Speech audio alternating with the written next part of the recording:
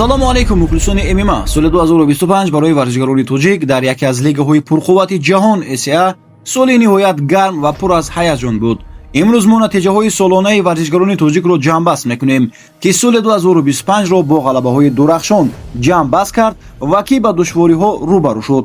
то охири видео бо мо бошед, зеро мо аз беҳтаринҳо оғоз карда то охирин тағйирот дар рейтингҳоро таҳлил мекунем. биёед аз касе оғоз кунем, ки соли 2025 барои ӯ бо муваффақияти калон гузашт. ин Осимхон Раҳмонов аст. ӯ моҳи июн дар мусобиқаи СА 188 баромад карда бо як ҳунари боло ва зарбаи сахт Гога Шаматоваро дар раунди дуюм бо нокаути техникӣ фиристод. бо ин ғалаба Осимхон мавқеи худро дар рейтинги вазни сабук мустаҳкам карда ба зинаи ҳафтум баромад. ин барои ӯ соли аъло буд. мо ба Осимхон Раҳмонов унвони пешравии сол додем. имсол барои муборакшоев соли бозгашт ва имтиҳон буд. ӯ бо лигаи СА шаҳрнома баста ду муҳориба гузаронид. моҳи июн дар СА 187 муборакшо бо усули буғӣ Азамат Дижикаеваро дар раунди аввал таслим кард. аммо дар охири сол дар СА 197 дар муқобили Даврен Эрмеков бахт бар рӯяш нахандид ва мағлуб шуд. рекорди ӯ ҳоло 8-1 мебошад. мо ба муборакшоев унвони бозгашти пурғавғо додем. терминатори мо Фаридун Одилов соли хеле душворро паси сар кард. он низ ду муҳориба гузаронид. моҳи август Фаридун Леонардо Силваро бо қарори якдилонаи доварон шикаст дод. аммо 5 декабр дар СА 197 ӯ аз Элмар Гасанов бо тасмими доварон шикаст хӯрд.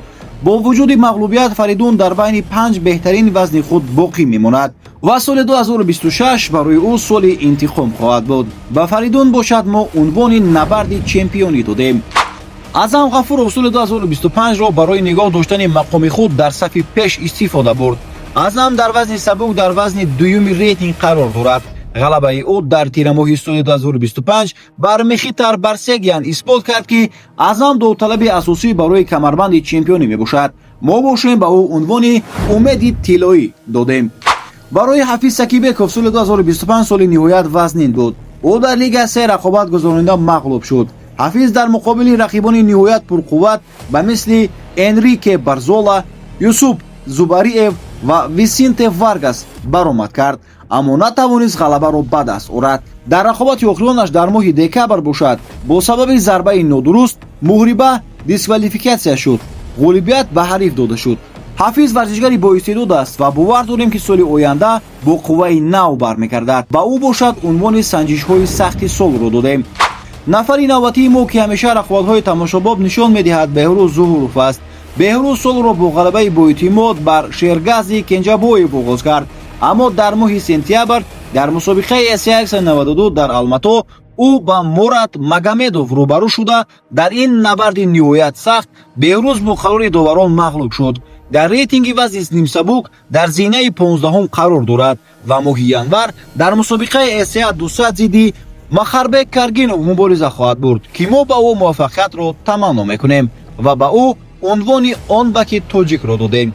дигар варзишгарони мо ҳам фаъол буданд ва нишон доданд, ки насли нави тоҷик дар СА рӯз то рӯз хатарноктар мешавад. умуман Тоҷикистон дар ин лига ҳоло яке аз қудратҳои асосӣ ба шумор меравад. хулоса соли 2025 барои размкорони тоҷик дар лигаи СА соли имтиҳон ва пешравиҳои назаррас буд.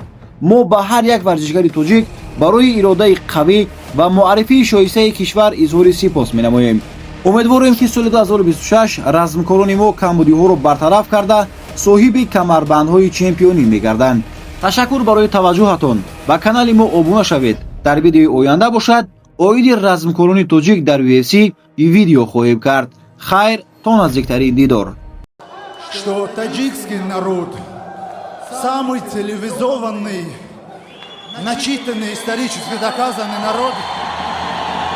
И этот народ знает, как уважать сначала себя, потом других, тем более мы тут в гостях.